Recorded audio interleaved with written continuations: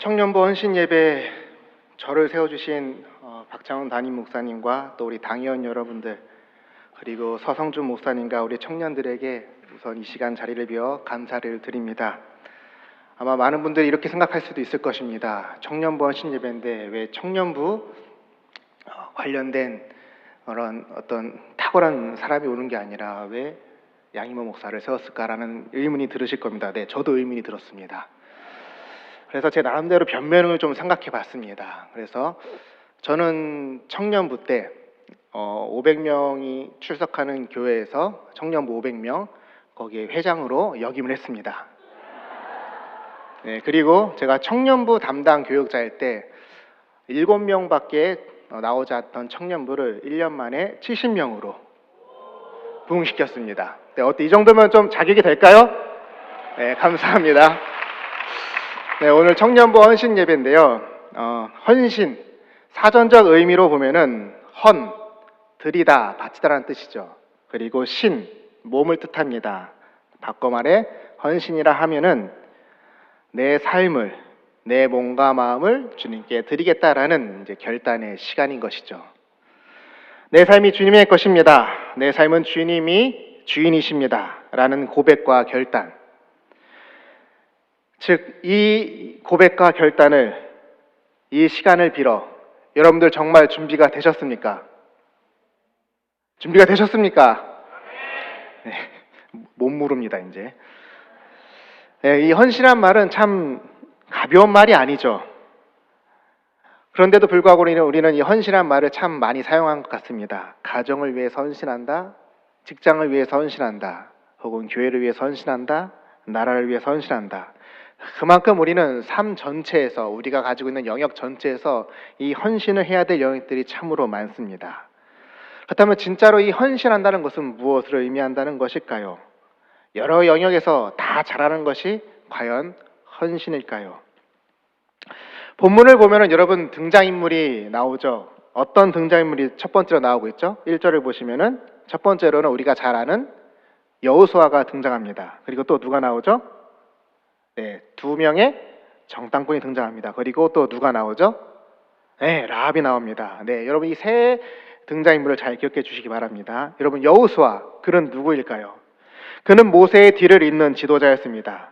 그리고 그는 지금 시딤에 이르렀고 이곳에서 이제 정탐꾼을 보내려고 합니다. 우리 1절 말씀을 같이 읽어보겠습니다. 시작. 여호수아는 40여 년 전 네, 눈의 아들 여호수아가 시딤에서 2사람을 정탐꾼으로 보내며 이르되 가서 그 땅과 여리고를 엿보라 하매 그들이 가서 라합이라는 기생의 집에 들어가 거기서 유숙하더니. 여러분 여호수아는 이제 40년 전 여리고를 정탐했던 정탐꾼 중에 한 명이었죠. 그렇죠? 그는 정말로 믿음을 가지고 그 여리고 성을 또 가나안 지역을 다 정탐하고 나서 정말 믿음의 고백으로 모세와 이스라엘 백성들에게 선포를 했습니다. 이 땅은 하나님이 주신 땅입니다. 그러나 이 여호수아와 갈렙을 제외한 나머지 10명의 정탐꾼들은 어떻게 하였죠? 그 땅을 악하게 얘기했습니다. 우리가 차지할 수 없는 땅이다. 결국 하나님께서는 이 10명의 정탐꾼 때문에 40년의 광야 생활이라는 고난을 이스라엘 가운데 주셨습니다. 그리고 그 40년이 지난 후 여호수아는 다시 그 자리에 섰습니다. 이제는 정탐꾼으로서 그 자리에 선 것이 아니라 어떤 자리에서? 지도자라는, 리더라는 자리에 그 위치에 서게 됐습니다. 그리고 정탐꾼을 보내야 되는 자리에 서게 됐습니다. 이전에 지도자였던 그 훌륭했던 모세, 모든 사람들이 존경했고 따랐던 그 모세조차도 실패했던 그 일을 지금 여호수아가 어떻게 하려고 하는 겁니까? 다시 그 일을 반복하려고 하고 있습니다. 여러분 여호수아의 마음이 어땠을까요? 모세도 실패했던 그 일을 자기가 다시 한다니 아마 매우 두렵고 떨렸을 것입니다. 그러나 그는 공동체의 리더로서 이전에 겪었던 그러한 실패, 자신이 겪었던 그 실패라 할지라도 하나님께서 이끄시면은, 하나님께서 명하셨으면은 두려워하지 않고 그 일을 다시 행할 수 있는 것, 이것이 바로 리더라는 것을 오늘 우리에게 보여주고 있습니다. 설령 그것이 나의 경험과 지식과 상황적인 면에서 모든 것을 고려하고 판단해 보았을 때 불가능해 보이고 여전히 성공 가능성이 낮아 보인다 할지라도 그것이 하나님의 뜻이면 행하는 것, 바로 이것이 리더의 자세인 것입니다. 그래서 여호수아는 이전과는 다른 방법으로 정탐꾼을 선별합니다. 이전처럼 12지파 중에 한 명을 선별하는 것이 아니라 자신이 믿을 수 있는, 자신이 신뢰할 수 있는 가장 훌륭한 사람 몇 명? 두 사람을 선발해 정탐꾼으로 보냅니다. 그리고 자신의 경험을 바탕으로 지시를 하는데요. 이 개역 개정, 우리가 지금 현재 보고 있는 버전에는 없지만 이전 개역 한글 버전이나 또 영어 성경이나 히브리 성경을 보면은 이 표현이 들어가 있는데 우리 그 표현을 좀 같이 찾아보도록 할게요. 그래서 개역 개정이 아닌 개역 한글 버전으로 여기 띄어 있죠. 요거를 다시 한번 같이 읽어볼까요? 시작. 눈의 아들 여호수아가 시딤에서 두 사람을 정탐으로 가만히 보내며 그들에게 이르되 가서 그 땅과 여리고를 엿보라 하매 그들이 가서 라합이라는 기생의 집에 들어가 거기서 유숙하더니. 자, 여러분 여기 보시면은 한 단어가 더 추가되어 있죠. 그 단어가 뭐죠? 네, 잘 찾으셨습니다. 가만히라는 단어입니다. 그러니까 다시 말해서 여호수아는 이 두 명의 정탐꾼을 보낼 때 어떻게 보낸 거냐? 가만히 정탐하도록 보낸 것입니다. 그래서 이 가만히라는 단어는요, 비밀히, 은밀히, 조용히, 그러니까 들키지 말고 이 임무를 잘 수행해 달라고 지시한 것입니다. 그러니까 적군에게 들키지 않도록 꼭 살아서 돌아올 것을 지금 이 두 사람에게 당부하고 있는 것입니다. 왜냐하면 자신도 그 일을 겪어봤기 때문에 이 일이 얼마나 위험한 일인지 잘 알고 있었던 것이죠. 여러분, 바로 이것이 리더입니다. 자신을 따르는 이들을 믿어줄 뿐만 아니라 그들의 안위를 살피는 것, 자신의 경험을 살려서 잘 지도해 주는 것. 리더란 이처럼 누군가 실패했던 그 자리에 용기 있게 서는 것이며 또한 결과에 대한 실패를 두려워하지 않고 하나님의 뜻이면 기꺼이 자신의 생각과 경험을 내려놓고 그 일을 책임지며 뛰어드는 것, 또한 자신을 따르는 이들을 아끼고 사랑하는 것, 이것이 리더의 헌신, 우리가 배워야 될 자세이기도 합니다. 자, 두 번째는 정탐꾼입니다. 여호수아로부터 총애받았던 이 두 사람, 어쩌면 이들은 이스라엘 내에서도 가장 훌륭한 일꾼들이었을 것입니다. 성경에는 정확하게 기록되어 있지 않지만 많은 이들은 이 정탐꾼 중에 한 명을 누구로 지목하느냐? 유다 지파의 살몬으로 지목합니다. 여러분, 이 살몬이 누군지 아십니까? 네, 오늘 본문에 등장하는 이 라합의 남편입니다. 그러니까 유다 족속의 리더였던 이 살몬이 정탐 중에 라합과 눈이 맞아 이제 결혼했다는 설인데요. 이게 물론 이 이야기가 사실일지 또는 아닐지 이것은 중요한 것이 아니라 중요한 것은 무엇이냐? 즉 정탐꾼을 아무나 보낸 것이 아니라 이스라엘 내에서도 충분히 검증되고 믿을 만한 인물을 보냈다라는 것을 우리는 여기서 유추해 볼 수 있는 것입니다. 그러니까 가장 훌륭한 인재들이 지금 무엇으로 차출된 것입니까? 죽음을 무릅쓴 가장 위험한 임무에 지금 배당이 된 것입니다. 그리고 이들은 그 임무에 즉각적으로 순종합니다. 아니, 헌신합니다. 목숨이 위험한 이 임무에 자신을 드리기를 주저하지 않습니다. 그뿐만 아니라 이들의 이름은 성경에 기록되어 있지 않습니다. 즉 자신의 이름을, 자신의 업적을 후대에 남길 수 없는, 누구도 알아주지 않는, 빛도 없이 이름도 없이 그저 그렇게 주어진 임무를 감당했던 것이죠. 이름 없이 빛도 없이 주님의 뜻이라면은, 여러분들의 리더가 그러한 자리에 여러분들을 부른다면은 그것이 나에게 아무런 유익을 가져다 주지 않는다 할지라도 기꺼이 그 자리에 헌신하시겠습니까? 자, 이제 이 부분에 대해서 좀 더 이 상황을 좀 깊이 있게 좀 더 들여다보도록 하겠습니다. 40년 전 12명의 정탐꾼들이 가나안 지역을 돌아다녔죠. 심지어 그들은 과일을 따고 먹었습니다. 그리고 그것들을 따다가 이스라엘이 있는 지역까지 왔습니다. 누구도 근데 그들을 제지하지 않았습니다. 12명이 정탐하고 그 땅을 휘젓고 다녔지만 웬일인지 특별한 제재도 없었던 것 같습니다. 물론 수고와 위험도 담보한 임무였지만 그들은 분명 가시적인 성과를 가지고 이스라엘 백성들 앞에, 모세 앞에 돌아와 보고를 할 수 있었습니다. 허나 지금의 상황은 40년 전과 많이 다른 상황입니다. 이스라엘이 가나안 땅을 정복하러 온다는 소문이 파다하게 퍼져 있습니다. 경계를 철저히 하고 있습니다. 정탐꾼은 삼엄한 경비를 뚫고 들어가야 하는 이전과 다른 고난이도의 그 미션에 봉착해 있습니다. 여러분, 한국교회가 부흥기를 할 수 있었던 때가 언제인지 아십니까? 네, 지금부터 약 40년 전이죠. 그 당시에는 누구든지 마음만 먹으면 각 교회에서 전도왕이 될 수 있었습니다. 그리고 어느 교회든지 부응했었고요. 많은 사람들이 목회자로 또는 선교사로 헌신하겠다고 결단하며 삶을 들였던 때가 있었습니다. 사회적으로도 그러한 교회를 용인하고 받아주던 시대였습니다. 그러나 지금 오늘날은 어떻습니까? 누구도 자기 곁에 교회 다니는 사람이 오는 것을 원치 않습니다. 아니, 경계하고 싫어합니다. 분노합니다. 공격적으로 대항합니다. 내가 당신을 전도하고 싶다고 밝히는 순간 그로부터, 아니 그와 관련된 사회로부터 멸시와 비난을 받아야 합니다. 그만큼 그리스도인으로서 세상에서 살아간다는 것은 매우 힘겨운 시대가 되어버렸습니다. 어느 곳에서도 그리스도인이 전도하는 것을 원하지 않습니다. 문을 굳게 닫고 접근조차 하지 못하게 철저하게 경계하고 있는 것이죠. 어쩌면 그리스도인으로 사는 것 자체가 헌신일지도 모르겠습니다. 지금 시대가 그렇습니다. 그런 시대에 여러분은 하나님의 자녀로 부름받았습니다. 어떻게 하시겠습니까? 그럼에도 불구하고 복음을 전하기 위해 그 불이익을 당할지라도 세상에서 당당히 하나님의 그 복음을 증거하기에 힘쓰시겠습니까? 아니면 다른 누군가가 그 역할을 해내겠지 하며 숨죽이며 사시겠습니까? 이 정탐꾼의 헌신은 오늘날 마음문을 굳게 닫고 철저히 기독교를 배척하는 이 사회와 사람들의 틈바구니 속에서 어떻게 해서든지 하나님의 복음이 들어갈 그 빈틈을 찾으려는 헌신된 이들의 모습일 것입니다. 자신이 받을 손해와 비난을 감수하고서라도 하나님의 복음이 한 영혼에게라도 들어갈 수 있다면 그것으로 자신의 소명을 완수했노라 말할 수 있는 그 헌신, 이것이 오늘 우리에게 필요한 모습은 아닐런지요.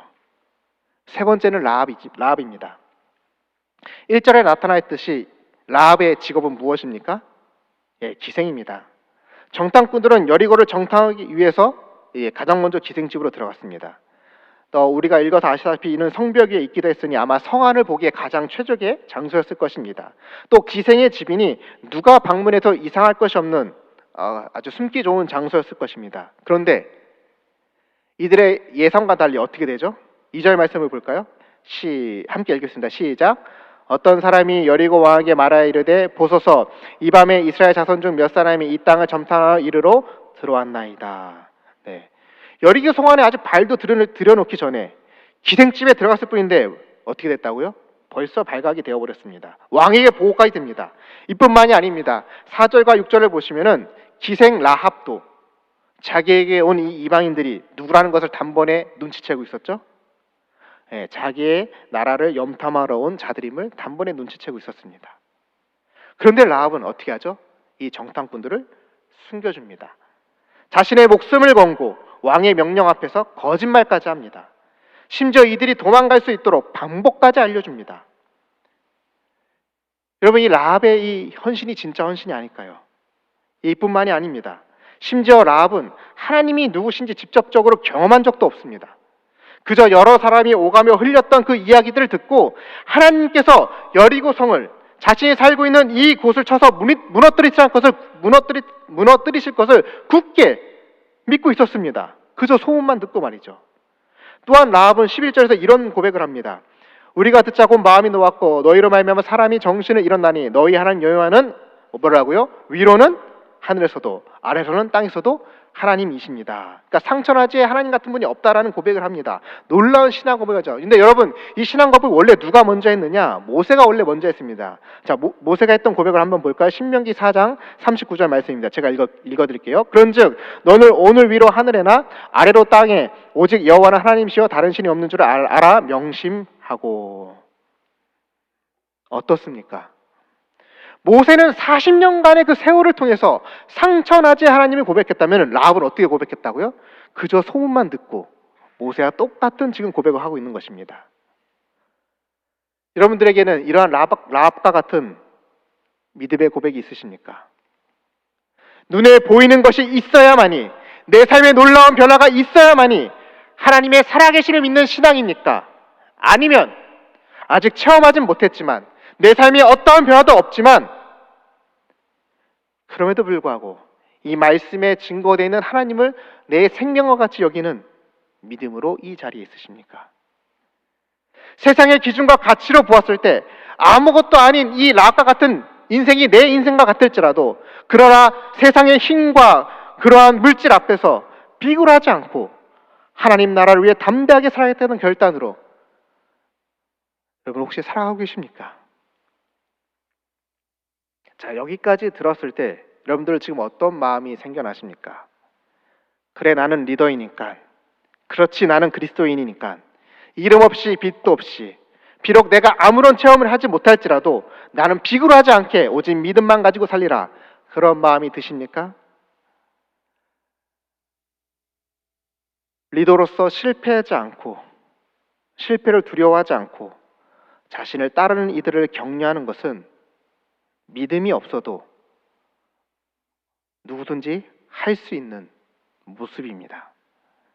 마찬가지로 정탐꾼의 자세는 복음을 전하는 자의 어려움일 뿐만 아니라 세상도 상대의 빈틈을 찾기 위해 수고하는 모습과 동일할 뿐입니다.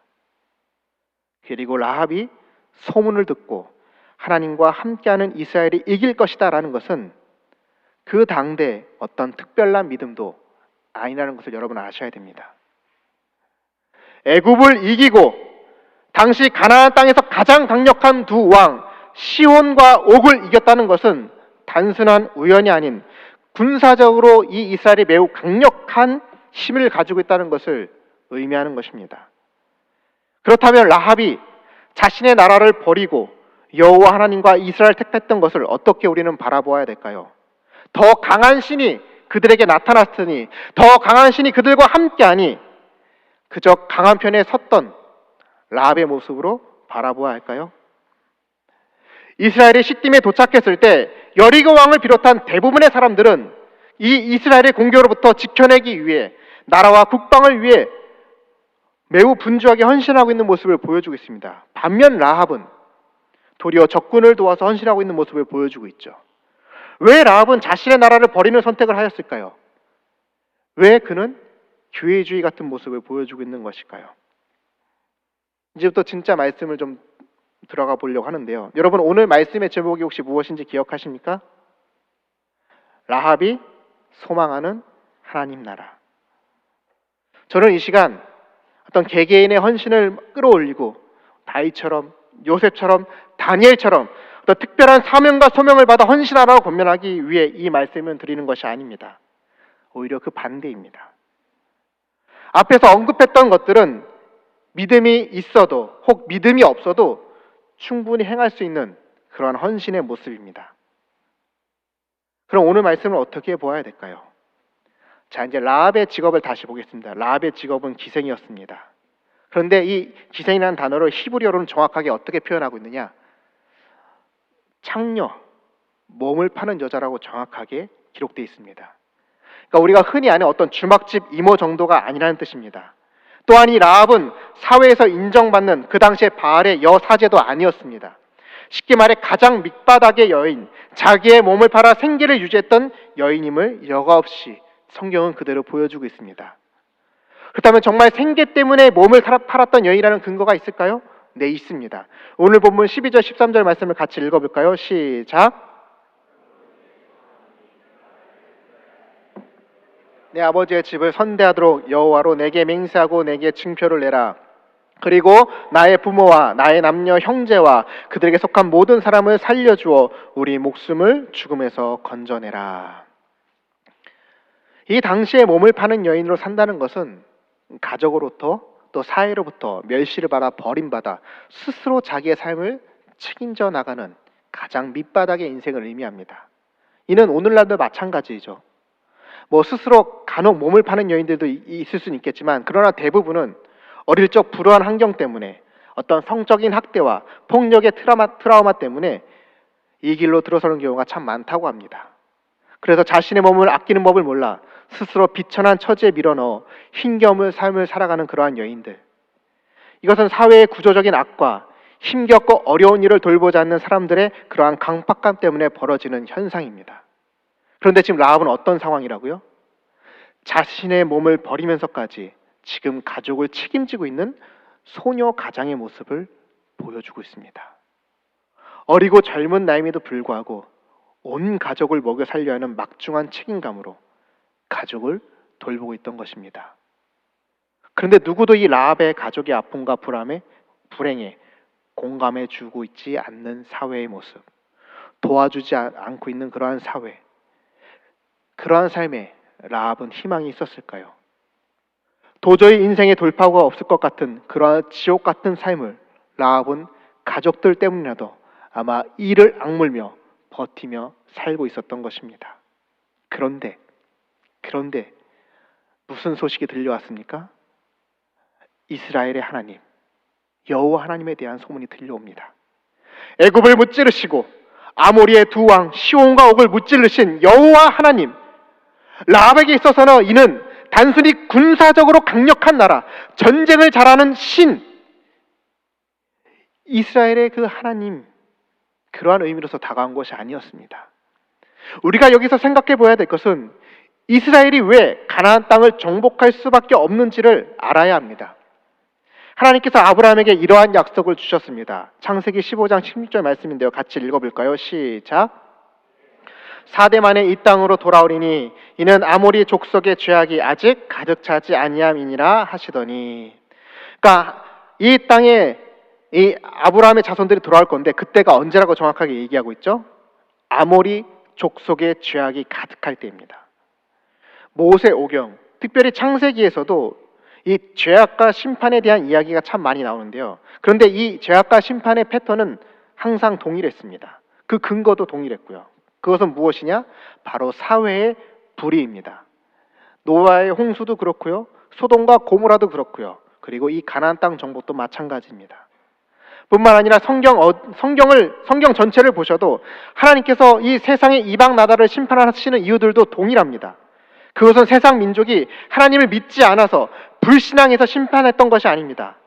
하나님의 형상대로 지음받은 사람들이 다른 사람을 괴롭히고 인권을 짓밟을 때 그 죄악을 하나님은 심판하셨습니다.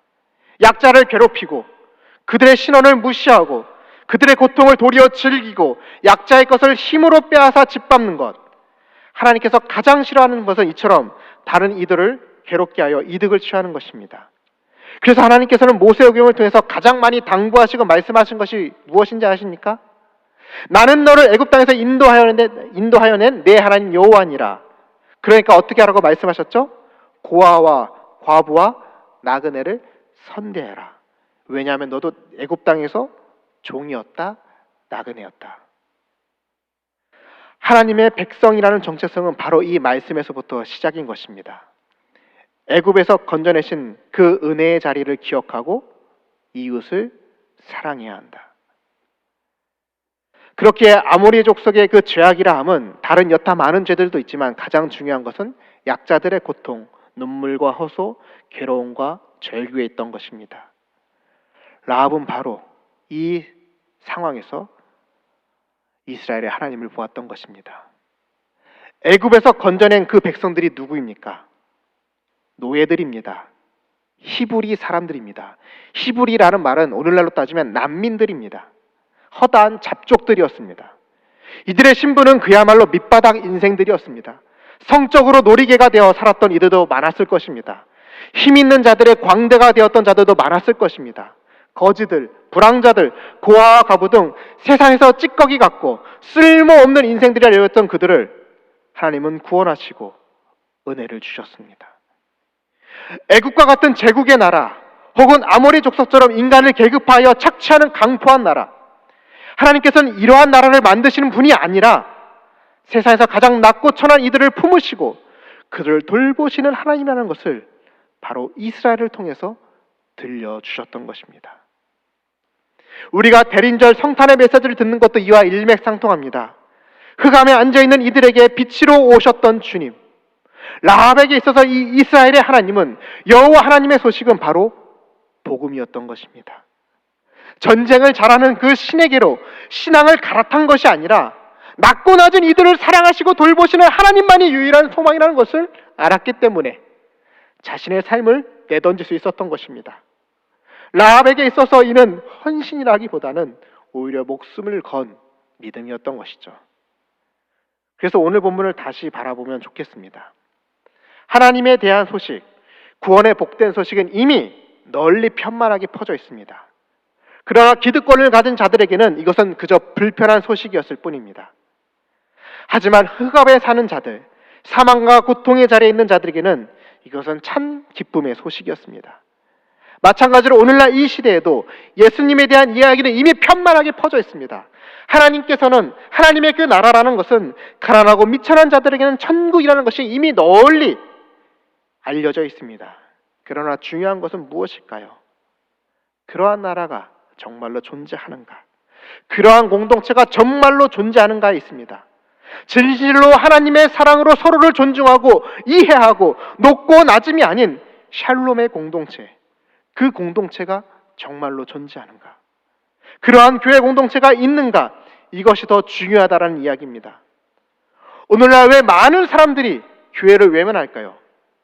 그것은 복음이 잘못되어서가 아닙니다. 복음대로 살아내지 못하고 있는 교회의 민낯 때문입니다. 우리는 이것을 회개해야 합니다. 라합은 사랑의 하나님이 있다는 것을 믿는 것에 만족하고 있지 않았습니다. 단순히 알고 믿는 것을 넘어 그 사랑의 공동체, 샬롬의 공동체에 속하기를 간절히 원했습니다. 그리고 라합은 정탐꾼으로부터 자신이 듣고 싶어 했던 가장 완전한 답을 듣게 됩니다. 오늘 본문 14절 말씀을 같이 읽어볼까요? 시작. 그 사람들이 그에게 이르되 네가 우리의 일을 누설하지 아니하면 우리의 목숨으로 너희를 대신할 것이요 여호와께서 우리에게 이 땅을 주실 때는 인자하고 진실하게 너를 대우하리라. 아멘. 인자하고 진실하게. 히브리어로 헤세드입니다. 헤세드, 하나님의 그 크신 사랑, 하나님의 그 신실한 사랑으로 대해주겠다라고 약속하고 있습니다. 세상에선 경험할 수 없는 그 하나님의 신실한 사랑, 그 사랑을 지금 누가 받게 된 것입니까? 창녀라 불리는 여인에게 임한 것입니다. 사랑하는 청년 여러분, 그리고 성도 여러분, 우리가 바라보고 헌신해야 될 그 영역은 어떤 내 믿음의 성공 스토리가 아닙니다. 바로 하나님께서 원하시는 공동체, 라합이 소망하는 하나님 나라를 만들어가는 그곳에 있습니다. 이 땅에 소외되고 억울한 이들에게 필요한 것은 복음만이 아닙니다. 바로 그러한 복음을 실천해내고 살아내는 공동체가 필요합니다. 즉 진정한 헌신은 바로 샬롬의 공동체를 이루어가는 것입니다. 다시 40년 전의 한국 교회를, 아니 우리 대구제일교회를 한번 회상해 보면 좋겠습니다. 여러분 다 주보 갖고 계시죠? 여기 주보에 보면은 선교사님들의 명단이 나와 있죠. 보면은 우리 교회에서 26개국에 나가 계신 선교사님들을 다 저희들이 이제 후원하고 있다는 것을 의미하는데요. 근데 여러분 여기에 있는 이 성함들, 이름들, 조남들이 다 어디 출신인지 아십니까? 대부분이 바로 우리 대구제일교회 청년부 출신입니다. 여러분들의 부모고요, 여러분들의 삼촌이고 이모분들입니다. 그렇다면 왜 이분들이 이토록 많이 청년부에서 헌신했다가 이렇게 하나님 나라를 위해서 선교사로 나갈 수 있었던 것일까요? 그것은 공동체 안에서 사랑을 받고 자라 성숙했기 때문입니다. 즉 여러분의 부모의 세대가 바로 그 샬롬의 공동체를 이루었고 그 안에서 자신의 삶을 들여 먼 타지로 나가 선교사님이 됐던 것입니다. 뿐만 아니라 여전히 각자의 자리에서 수고하고 섬기시는 항종 직분들, 또 목회자분들도 참 많이 계십니다. 중요한 것은 바로 공동체입니다. 말씀대로 서로를 사랑하고 섬겨주는 공동체를 만드는 것, 이것이 우리가 가져야 될 소망이며 비전이며 헌신의 영역인 것입니다. 바라고 원하기는 이 주보에 있는 선교사님들의 명단이 시간이 지날수록 줄어드는 것이 아니라 10년 뒤, 20년 뒤가 되어 여기 있는 청년들의 이름이, 그리고 우리 성도님들의 이름으로 더 가득 채워지는, 그래서 하나님께 더 쓰임받고 더 하나님 나라를 세워가며 수고하는 우리 귀한 대구제일교회 청년부, 그리고 우리 교인들이 되길, 또 우리 교회가 되길 주님의 이름으로 축복합니다. 기도하겠습니다. 하나님 아버지, 오늘 청년부 헌신 예배로 이 부족한 종을 세워주셨습니다. 하나님 정말 많이 두렵고 떨렸습니다. 그러나 우리 청년들이 고백했던 것처럼 사랑이 넘치기보다는 사랑이 넘치는 교회, 주님이 피로 사신 교회, 서로 사랑함으로 하나 되는 교회, 주님이 머리 대신 거룩한 교회가 되길 소망하는 이 청년부의 그 꿈을 저도 함께 기도하며 또 우리도 함께 꿈꾸며 정말로 하나님께서 원하시는, 그래서 세상에 많은 피곤하고 지친 영혼들이 이곳에 와서 하나님의 사랑을 경험하는 놀라운 사랑의 공동체 될 수 있도록 성령님 우리 가운데 함께하여 주옵소서. 예수님의 이름으로 기도합니다. 아멘.